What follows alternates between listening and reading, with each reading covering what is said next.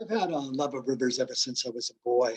I was the kind of kid that could spend hours exploring a creek or stream, turning over rocks, looking for critters, trying to spot fish. It was just something to me that was magical about moving water, and I've been captivated by waterways of all sizes, since I was very, very little.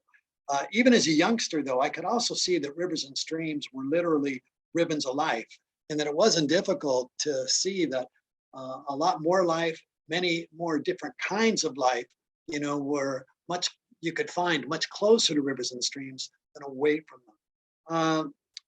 Then, as a young boy, I don't know, by the time I got to be 12 or 13, I got into paddling, and then I got into fly fishing in a big way. And, I always felt there was nothing like being on the river. And by the time I was a young man, I knew I wanted to do whatever I could and to spend my life, if possible, working to protect and conserve rivers. In those early years, I also saw my share of rivers and streams that had been badly damaged. Think of some of the urban streams I lived close to that were so polluted and had been so developed and had been stripped of streamside vegetation. So I grew to appreciate just how vulnerable rivers and streams were.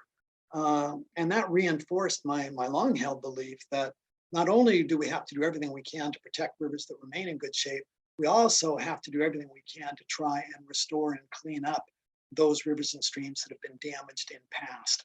I think we have to do both, and that's certainly been a fundamental tenet of BC and World Rivers Day, and certainly a long held belief